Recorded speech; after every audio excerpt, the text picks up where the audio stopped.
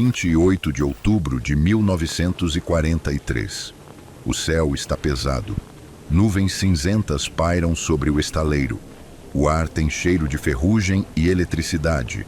O USS Eldridge, recém-comissionado, repousa silencioso no cais, cercado por cabos, bobinas e geradores que não fazem parte de sua estrutura padrão. Painéis com luzes intermitentes. Bobinas tipo Tesla giram lentamente. Um campo eletromagnético começa a se formar. 2 operadores ajustam frequências. Um deles, Edward Cameron, observa os monitores com atenção. Seu irmão, Alexander, está ao lado, sincronizando os transmissores. Tripulantes posicionados. O navio começa a vibrar. Um zumbido grave se espalha pelo casco. A água ao redor começa a se agitar, como se repelida por uma força invisível. Uma névoa esverdeada começa a se formar. Primeiro tênue, depois densa. Ela envolve o navio como um véu pulsante. Raios azulados cortam o céu, partindo do mastro e se espalhando em todas as direções. O som é ensurdecedor, como se o próprio ar estivesse sendo rasgado. Às 9 horas da manhã, o USS Eldridge foi ativado. O campo eletromagnético atingiu seu pico. E então, aconteceu. A névoa se intensifica. Os raios se tornam mais violentos. O navio começa a desaparecer, como se estivesse sendo apagado da realidade.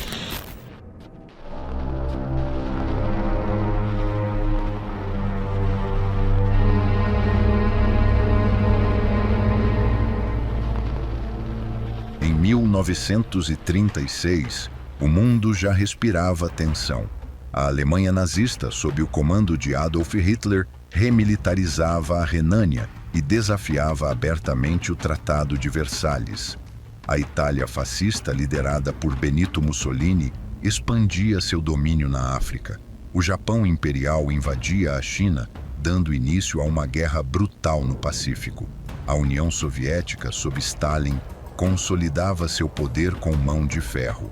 O Reino Unido e os Estados Unidos já se moviam nos bastidores. A corrida armamentista não se limitava a tanques e aviões. Ela alcançava os laboratórios. A ciência se tornava arma. E nesse contexto, ideias antes consideradas absurdas começavam a ser exploradas com seriedade. Em um laboratório discreto na Universidade de Chicago, Nikola Tesla, já afastado dos holofotes, conduzia experimentos com campos eletromagnéticos de alta frequência. Seus cadernos falavam de energia, frequência e vibração, e de como essas forças poderiam curvar a luz e, talvez, o próprio espaço. Ao seu redor, físicos civis e militares observavam. O financiamento começava a chegar discretamente da Marinha dos Estados Unidos. O objetivo era claro: tornar embarcações invisíveis ao radar. Com a guerra oficialmente iniciada após a invasão da Polônia pela Alemanha, os Estados Unidos aceleram seus projetos secretos. Em 1940, o chamado Projeto Rainbow é formalizado. Ele é transferido para o Institute for Advanced Study, em Princeton, onde Albert Einstein e John von Neumann passam a colaborar. Einstein, embora cético, oferece equações sobre a teoria do campo unificado, uma tentativa de unir gravidade e eletromagnetismo em uma única estrutura. Von Neumann adapta essas ideias para aplicações militares. Tesla, por sua vez, se afasta do projeto, alertando sobre os riscos à saúde mental e física dos envolvidos. Com o ataque a Pearl Harbor em 1941, os Estados Unidos entram na guerra. Em 42 e 43, os aliados enfrentam derrotas e vitórias parciais. A necessidade de vantagem tecnológica se torna desesperadora. O projeto Rainbow avança em sigilo. O USS Eldridge é escolhido como plataforma de teste. Bobinas tipo Tesla são instaladas. Transmissores de radiofrequência são calibrados. O campo eletromagnético está pronto.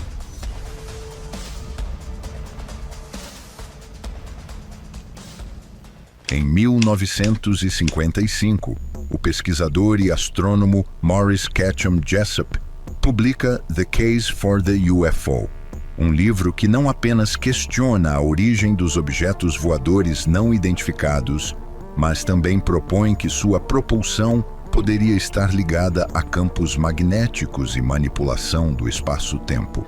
Jessup não era um escritor sensacionalista. Sua abordagem era técnica, especulativa, mas fundamentada em física teórica e observações astronômicas. O livro circula modestamente entre entusiastas da ciência alternativa, até que Jessup recebe uma carta que mudaria sua vida e talvez revelaria uma verdade que jamais deveria ter vindo à tona. O remetente se identifica como Carlos Miguel Allende. A carta, escrita com caligrafia irregular e tom urgente, afirma que o autor testemunhou um experimento secreto da Marinha dos Estados Unidos em 1943. Um teste que envolvia invisibilidade, teletransporte e distorção temporal. O navio em questão, o USS Eldridge. Allende descreve com detalhes o desaparecimento da embarcação, sua reaparição em outro porto e os efeitos colaterais sofridos pela tripulação. Ele afirma ter estado a bordo do SS Andrew Furuseth, navio próximo ao Eldridge, no dia do experimento. A carta não apenas confirma os rumores que Jessup já ouvira, como os expande com uma narrativa perturbadora. Intrigado, Jessup responde e recebe novas cartas, cada vez mais densas e confusas. Meses depois, oficiais da Marinha o visitam com uma edição reimpressa de seu livro pela Varo Manufacturing, contendo anotações marginais feitas por 3 supostas entidades, identificadas apenas como os 3 ciganos, que discutem temas como antigravidade, teletransporte e tecnologia alienígena. Apesar das variações de tinta e estilo, Jessup reconhece os traços. Todas as anotações foram feitas por Allende. Em 1957, os oficiais Sidney Sherby e George W. Hoover solicitam à Varo uma reimpressão confidencial da obra. Cerca de 25 cópias da chamada Edição Varo são distribuídas entre oficiais e pesquisadores ligados à inteligência naval. O conteúdo perturbador aprofunda discussões sobre o experimento Filadélfia e tecnologias exóticas. Embora a Marinha jamais tenha confirmado oficialmente o motivo do interesse, o envolvimento militar com um livro repleto de comentários de um suposto lunático levanta suspeitas até hoje. Após o lançamento de The Case for the UFO, em 1955, Maurice K. Jessup publicou mais 2 títulos, ambos ignorados pela crítica e mal recebidos pelo público. Ao mesmo tempo, sua vida pessoal desmoronava. O divórcio, somado à rejeição editorial, o deixou isolado. No entanto, as cartas de Carlos Allende e o interesse da Marinha pela misteriosa edição Varo reacenderam sua esperança. Jessup acreditava ter encontrado algo genuíno, uma descoberta capaz de restaurar sua credibilidade e, quem sabe, reescrever os rumos da história. Ele mergulhou no estudo das anotações, revisitou os relatos de Allende e começou a trabalhar em um novo projeto. Para Jessup, essa investigação era mais do que uma curiosidade, era sua última grande aposta. Após o envolvimento com a edição Varo, Jessup tentou seguir com sua carreira como autor. Escreveu novos livros, buscou apoio acadêmico, tentou validar suas teorias, mas o meio científico o rejeitou. Suas ideias passaram a ser vistas como delírios pseudocientíficos. O nome Jessup antes respeitado entre astrônomos e pesquisadores, tornou-se sinônimo de especulação. Isolado, sem apoio editorial, Jessup mergulhou cada vez mais fundo nas cartas de Allende. Seu interesse pelo experimento Filadélfia se tornou obsessivo. Ele acreditava que havia descoberto algo real, algo que o governo tentava esconder, e começou a falar sobre isso abertamente. Em 20 de abril de 59, Morris K. Jessup foi encontrado morto dentro de seu carro, em um parque de Miami. A causa oficial: asfixia por monóxido de carbono. Uma mangueira conectada ao escapamento levava o gás para o interior do veículo. A imprensa classificou como suicídio, citando seu divórcio e os fracassos literários como justificativa. Mas havia inconsistências. Não foi encontrado nenhum bilhete de despedida. E, mais importante, Jessup havia marcado um encontro com um amigo próximo para aquela mesma noite. Segundo esse amigo, Jessup estava animado, falava sobre novas descobertas e parecia determinado a seguir com seu trabalho. Por décadas, o nome Carlos Miguel Allende esteve associado ao mistério do experimento Filadélfia. Suas cartas, repletas de detalhes técnicos e afirmações perturbadoras, foram o gatilho que reacendeu o caso nos anos 50. Mas quem era afinal esse homem? Investigações posteriores revelaram que Carlos Allende era, na verdade, Carl Meredith Allen, um ex-marinheiro mercante nascido em Springdale, Pensilvânia. Inteligente, fluente em vários idiomas e com conhecimento técnico acima da média, Allen levava uma vida errante, viajando de cidade em cidade, escrevendo cartas para pesquisadores, bibliotecas e instituições científicas. Seu comportamento era instável. Em algumas correspondências mostrava-se articulado e preciso. Em outras divagava sobre alienígenas, telepatia e dimensões paralelas. Às vezes assinava como Carlos Allende, outras como Carl Allen, e em certos momentos atribuía os comentários marginais do livro de Jessup a 3 entidades chamadas os Três Ciganos, como se fosse apenas um intermediário de inteligências superiores. Nos anos 70, Allen foi localizado por pesquisadores e jornalistas interessados em sua história. Em uma carta escrita à mão, ele admitiu que tudo foi uma farsa, uma brincadeira intelectual para testar a credulidade de Jessup e da Marinha. Disse que inventou os relatos, que nunca viu o Eldridge desaparecer e que as anotações no livro eram apenas um exercício de imaginação. 40 anos após o suposto desaparecimento do USS Eldridge, o experimento Filadélfia finalmente chega às telas. Em 1984, é lançado o filme The Philadelphia Experiment. A trama mistura ficção científica e conspiração militar, retratando 2 marinheiros que, após o experimento, são lançados no tempo e reaparecem em 1984. O filme, embora claramente dramatizado, reacende o interesse público. Teóricos da conspiração, ufólogos e pesquisadores alternativos voltam a discutir o caso. E entre os espectadores, um homem afirma ter vivido aquilo, não como espectador, mas como protagonista. Em 89, durante uma conferência sobre fenômenos paranormais, surge um novo nome: Alfred Bielek.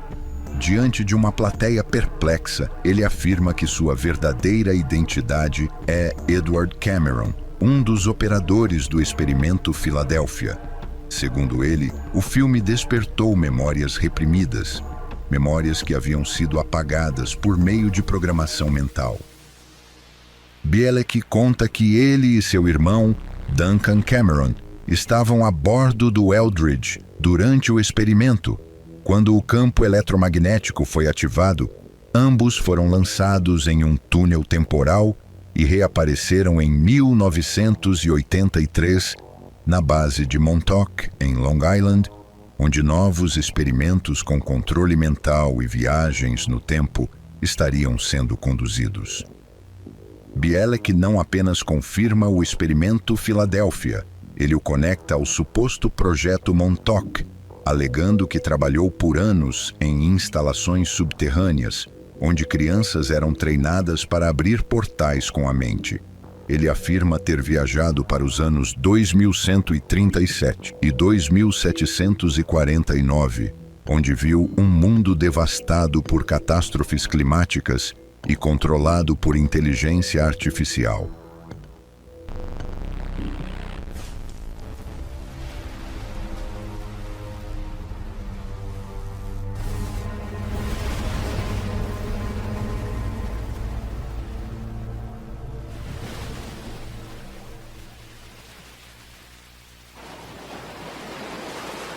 Segundo o relato de Al Bielek, os irmãos não apenas viajaram no espaço, mas também no tempo. Eles teriam emergido em 1983 dentro das instalações do suposto projeto Montauk, em Long Island. Lá, cientistas já trabalhavam com tecnologia de manipulação temporal e controle mental, e teriam reconhecido os dois como elementos fora de época. Duncan teria sido retido em Montauk para continuar os experimentos. Edward, por outro lado, tornou-se um problema. Ele sabia demais, vinha de uma época anterior e sua presença ameaçava a integridade do projeto. A solução? Apagar sua identidade. Edward Cameron foi submetido a um processo de reprogramação mental, uma combinação de hipnose, drogas e indução eletromagnética. Sua memória foi fragmentada, sua personalidade reconstruída. Ele foi reinserido na sociedade como Al Bielek, nascido em 1927, com uma história completamente diferente. Por décadas, Al viveu como um homem comum, mas em 88, ao assistir ao filme The Philadelphia Experiment, algo despertou. Memórias reprimidas começaram a emergir. Ele se lembrava do Eldridge, lembrava de Duncan, lembrava de Montauk. Em 1989, ele rompe o silêncio e se apresenta em conferências sobre fenômenos paranormais. Sua narrativa é detalhada, cheia de datas, nomes e locais. Ele afirma que Edward Cameron e Al Bielek são a mesma pessoa, separadas por tempo, tecnologia e manipulação. Após o surgimento de Al Bielek nos anos 80, afirmando ser Edward Cameron e participante direto do experimento Filadélfia, Carl Allen voltou a reafirmar sua história com renovado entusiasmo, embora décadas antes tivesse declarado que tudo não passava de uma farsa. O relato de Bielek pareceu reacender sua convicção.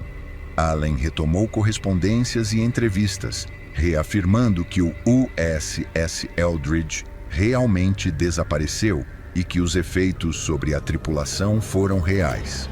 Sua postura oscilava entre o delírio e a lucidez, mas agora, com outro homem validando publicamente os mesmos eventos, ele parecia menos isolado, como se o peso de sua narrativa finalmente tivesse encontrado eco.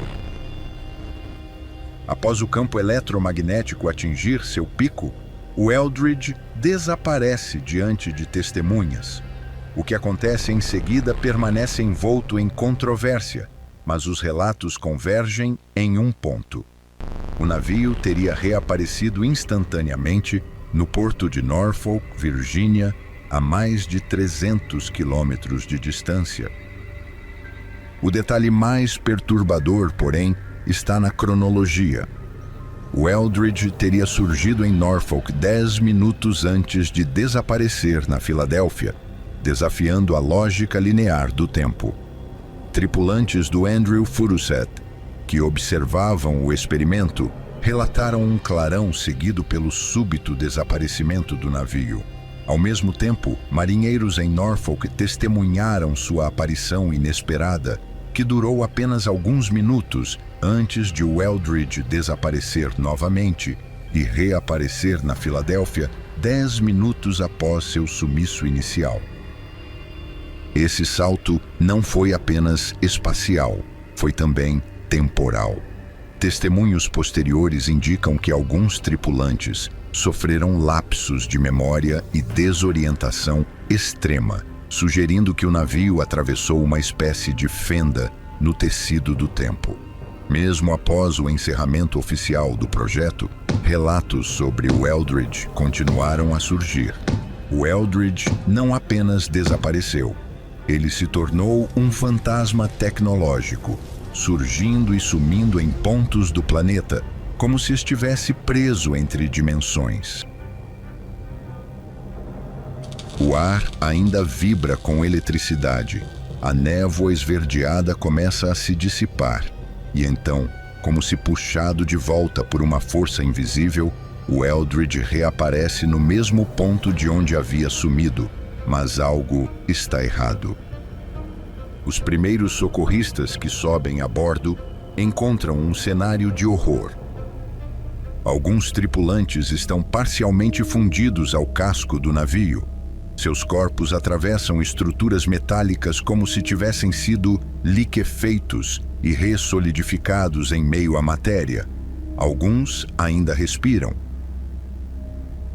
Marinheiros são encontrados em chamas, sem fonte externa de ignição. Seus corpos queimam lentamente como se estivessem sendo consumidos por dentro. Os extintores não funcionam. Vários homens permanecem imóveis, em pé, com os olhos abertos. Não respondem a estímulos. Seus corpos estão rígidos, mas não mortos. Médicos descrevem o estado como suspensão temporal, como se estivessem presos em um instante. Aqueles que conseguem falar não sabem onde estão, nem quem são. Alguns falam línguas que não dominavam antes. Outros repetem frases desconexas, como se estivessem revivendo momentos de outra época. Nos dias, semanas e meses seguintes, os sobreviventes do Eldridge continuam a apresentar sintomas inexplicáveis. Alguns tripulantes desaparecem por minutos ou horas e reaparecem em outros pontos do navio, desorientados. Um deles teria sumido por 3 dias e retornado sem saber que havia partido. 2 homens simplesmente evaporam em frente a testemunhas. Um deles durante uma entrevista com oficiais da Marinha. Nunca foram encontrados. Muitos não conseguem manter uma linha de raciocínio. Suas lembranças se embaralham. Alguns afirmam ter vivido anos em outros lugares. Um tripulante teria sofrido 3 episódios de combustão parcial em menos de 1 mês. Seu corpo apresentava marcas de queimadura interna, sem fonte externa de calor. Alguns entravam em estado de paralisia por horas, com os olhos abertos e pulsação normal. Ao descongelar, não lembravam de nada, mas relatavam sonhos vívidos com lugares que não existem. A sequência de eventos que se seguiu, o silêncio da Marinha, a morte suspeita de Morris K. Jessup, a confissão ambígua de Carl Allen e a aparição de Al Bielek com memórias de um futuro distante compõem um mosaico inquietante. Cada peça parece contradizer a outra, mas juntas formam uma imagem que desafia a lógica, a de que o experimento não foi um erro, mas um portal, e que o mundo desde então nunca mais foi o mesmo. A ciência oficial rejeita a história. A Marinha nega. Os documentos são escassos, mas os relatos persistem. E como toda boa conspiração, o experimento Filadélfia sobrevive porque não pode ser provado e porque talvez não pode ser desmentido. A versão oficial da Marinha dos Estados Unidos nega categoricamente que o USS Eldridge tenha participado de qualquer experimento envolvendo invisibilidade ou teletransporte, afirmando que o navio nunca esteve no porto da Filadélfia em 43 e que sua movimentação foi registrada apenas entre Nova York e as Bermudas. Segundo documentos militares, o projeto em questão seria, na verdade, uma pesquisa legítima sobre desmagnetização naval, conhecida como degaussing, destinada a proteger embarcações contra minas marítimas magnéticas, uma tecnologia já em uso durante a Segunda Guerra Mundial. Embora não haja evidência direta da participação de Albert Einstein, teóricos apontam que sua colaboração com a Marinha em projetos de guerra, somada à sua teoria do campo unificado, teria inspirado especulações sobre manipulação do espaço-tempo. A ideia de dobrar campos eletromagnéticos para alterar propriedades físicas encontra paralelos conceituais com a relatividade geral, mas a ciência convencional considera essas extrapolações como interpretações fantasiosas e sem base empírica. Mais do que invisibilidade ou teletransporte, o que se experimentou naquele dia foi o limite da realidade. E os homens que cruzaram esse limiar deixaram para trás uma pergunta que ainda ecoa: e se tudo isso for verdade?